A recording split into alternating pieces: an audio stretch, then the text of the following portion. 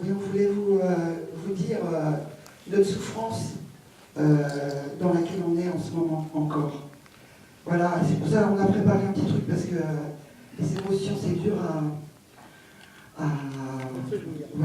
à tenir. Donc, voilà, c'est un track qu'on voulait déjà sortir à la reprise de notre travail au bout du 46e jour de grève. Voilà, je vais vous le dire là maintenant, parce qu'il y a d'autres choses qui sont passées depuis et qui sont graves.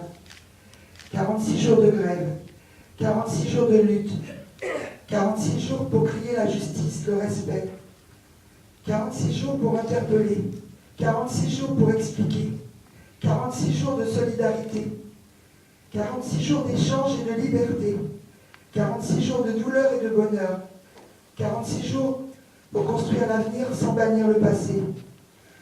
Nous réaffirmons que cette action gréviste était indispensable et juste, même si elle n'a pas fait plier la mer. C'est pourquoi nous avons décidé de reprendre et de continuer le combat sous d'autres formes pour ne pas se couper plus longtemps du public. Depuis un mois, une partie du personnel, momentanément rescapé, a repris ses fonctions au service du public, malgré l'explosion d'une partie de l'équipe. Notre directeur artistique licencié sans préavis ni indemnité, pour non-respect du devoir de réserve, non-dénonciation d'irrégularité, parce qu'il n'y en a pas. Il ne s'agissait plus de détournement de fonds comme le claironnet de Midi Douanet dans la presse. Notre collègue programmatrice, remerciée par sa non-reconduction de son contrat, notre collègue animatrice jeune public, régisseuse, adjointe mutée au service logement, notre collègue régisseuse aussi affectée au service des finances publiques, conseiller des régisseurs, il paraît.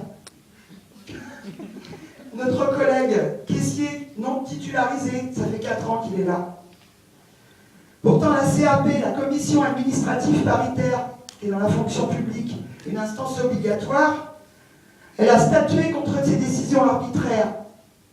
La nouvelle direction déjà en place, avant ces dégâts-tombes, n'a pas tardé à mettre en place ces méthodes en bannissant l'ancienne organisation du travail, je le redis, faite dans la confiance et l'implication de tous. Aujourd'hui, c'est le recours des entretiens individuels, des pressions insidieuses nous obligeant à répondre à des demandes délétères, nous dépossédant de nos réelles missions. Les annulations de séances provoquées par des erreurs de programmation, dans les séances scolaires aussi et la programmation en général, ont eu des répercussions malsaines et l'occasion de nous suspecter de saboteurs. Le personnel n'a plus la possibilité de visionner les films sur son temps de repos. Alors la directrice nous dit, pour garder les anciens usages, vous avez droit à 2 films par semaine. Vous pouvez aller voir par petits bouts pendant votre temps de travail, dit la directrice.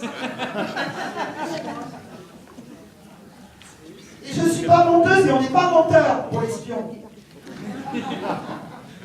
Notre collègue responsable, Caroline, qui est responsable à la recherche de nouveaux publics, n'a plus le droit de se rendre aux projections presse. Elle doit rendre des comptes chaque jour sur un agenda partagé avec la direction. La confiance règne, n'est-ce pas? Les employés de la salle connaissent le même traitement par la confection d'une fiche de présence avec la comptabilité de nos heures. Or, nous avions déjà un agenda qui pouvait être consulté sur place chaque jour. La direction fait du zèle, bien sûr. Un de nos collègues a reçu un texto sur son temps de repos, le priant de ne pas se rendre à son travail le lendemain, jugeant sa présence inutile. Elle veut nous faire tenir 36 heures hebdomadaires. Elle veut nous faire tenir 36 heures hebdomadaires comme des heures de bureau. Alors que l'annualisation du temps de travail était mise en place du fait de la spécificité du lieu. On est un cinéma, que diable, merde. Aujourd'hui, on nous dit, fini les vacataires. D'ailleurs, soit dit en passant pour nos vacataires, on en a besoin de ces vacataires qui nous remplacent quand on est en maladie ou quand on est en vacances, qui sont semi-permanents. Ils n'ont plus le droit d'assister aux réunions de travail. Ils n'ont plus le droit au ticket restaurant. Pire encore pour le public, parce que le public est atteint aussi, bien sûr. Les tickets roses, pourtant signalés comme illimités, sont devenus illégaux par la ville depuis 2009. Sûrement encore à cause de l'ancienne direction, là. C'est encore à cause de Stéphane, c'est sûrement ça. La direction générale nous dit de ne pas répondre aux mécontents. Sur l'éditorial du programme, c'est en raison de l'interdiction mise par le Trésor public et le CNC. Celui-ci dément le propos. Le CNC dit non, c'est pas vrai, on n'a pas interdit les tickets roses. Ça, c'est encore un mensonge. Et c'est marqué dans l'éditorial du programme. Et c'est nous les menteurs. Hein. Les spectateurs munis de contreparties, achetés dans les CE, toutes les contreparties que les CE achètent et tout ça, sont maintenant suspendus. La raison invoquée est la lenteur de la mise en place de la comité d'agglomération. C'est marqué, non, c'est pas encore marqué, mais ça va être marqué sûrement. Donc, je veux dire, c'est martinement. Bon. Déjà très atteint par le sort de nos collègues, l'équipe rescapée momentanément doit faire face aux mauvais coups portés sur nos conditions de travail qui détériorent nos vies professionnelles et personnelles. Pourtant, l'équipe tout entière continue d'être très unie. D'ailleurs, c'est ça qui les emmerde. Et c'est cette force qui nous tient debout et digne avec l'organisation syndicale CGT. Parce que si on n'avait pas la CGT, on ne serait pas là encore aujourd'hui. Et les nombreux soutiens. Merci les soutiens, merci pour vos actions qui ne cessent de grandir.